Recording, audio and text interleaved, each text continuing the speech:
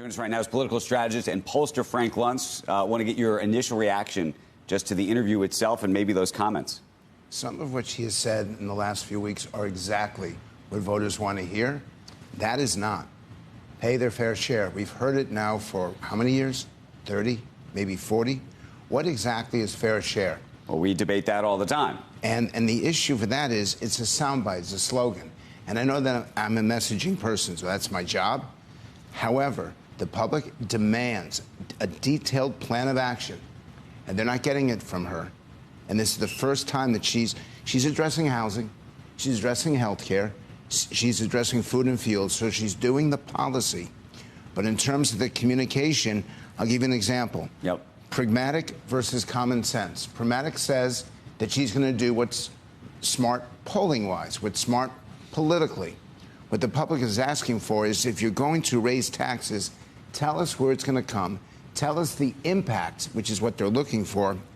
And in the end, let us keep just a little bit more of what we make and let us be just a little bit more affordable in how we live. I'll give you a second example. I'm positive towards her. There's too much of Donald Trump that's focused on the past. Too much of him trying to get even. She's focused on the future. She uses the language of businesses that will, and I quote, define the next century. That's what the public wants, looking forward, not backward. And this is where Trump is weak. However, she only talks about good union jobs. We're all hardworking taxpayers. We're all part of this economy. And for her, at this close to the election, the focus on a specific group is not helpful when the economy affects everyone. I thought, I will tell you, I saw that speech, the speech yesterday, and then the interview, and her comments about being a capitalist, which is a negative, by the way. Wanting free and fair markets and competitive markets. I thought that was actually a bit of a turn.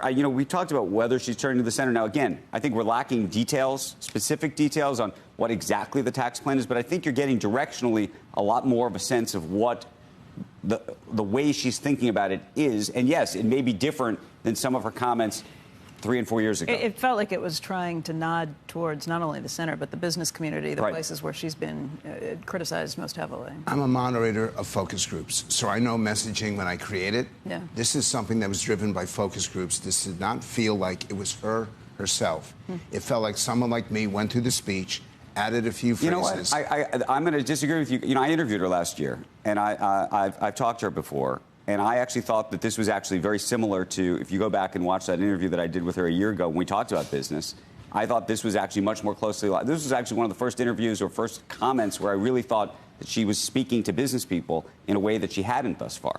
If you repeat yourself 3 times, which is what she did, then you know it's a line. Then you know it's not something that she really feels, because there's so much that she wants to put out. So I'm looking at that language to be able to tell whether it's authentic or whether somebody like me gave it to her. In focus groups, obviously, Democrats love the idea that corporations are price gouging. And there was a piece that to me, when it came out and it seemed like the most ridiculous assertion is Elizabeth Warren and the way that they present it. They don't use actual data. They skew it for their own design. But all of her ads that I see now, they're doubling and tripling down on, I'm going to stop the price gouging from these big corporations that cause the inflation. It's all a smokescreen to get around what actually caused the inflation. But the issue is that... But people on the Democratic rank and file eat that up, and that's what we're going to hear between now and if we hear anything. She finally talks, and it's to someone who the week before said she shouldn't do interviews on Bill Maher. That's the person that they picked. So you've got it. What you're explaining is exactly correct. It's exactly where the American people are most hostile to companies and CEOs and people that do this show. Here's the issue. Does it affect you from the moment you wake up in the morning until the moment you go to sleep at night? Is this an impact on how you live your life? It is not about standard of living. It is about quality of life.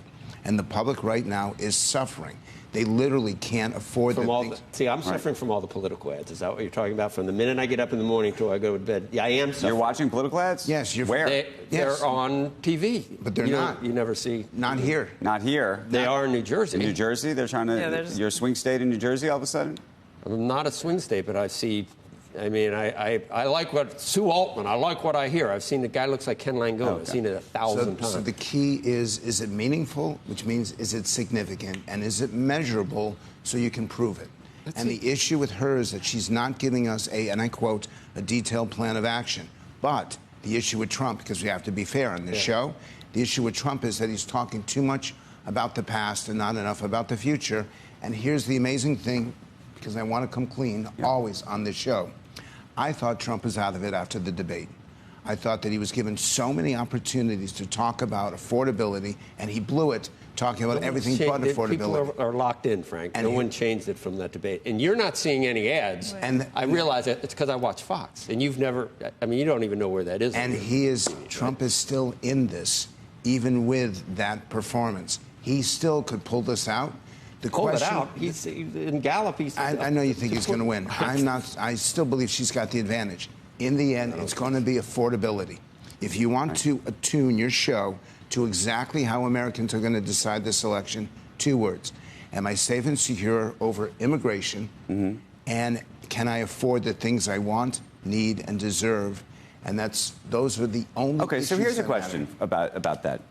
Trump is obviously very clear on the immigration piece, clearer, arguably, than she is. I think that's fair to say. On the affordability piece, who do you think is clearer? Right? She talks about housing. She talks about giving money to small businesses. Is that the piece of it that you think is going to? This is where he's done a good job. Okay. If she couldn't do it over the last 3.5 years, what makes you think she's going to do it over the next 4? No, I understand, but are there detailed things that you've heard from him or from her that you think are more persuadable for a voter looking for affordability? If that's the word you're looking at, Trump could repeat that he had 1.9% average inflation and that's for 4 the years. This that is the might case be one thing where he goes back to his record and compares it to the Biden-Harris record. That's something where he's got the advantage, and that's one of the rare areas where he has the advantage. But Andrew, it's this big, and yet he's not talking about it. I don't understand. Real wages, there's a lot of. But he's not talking about it, and that's why the election is where it is.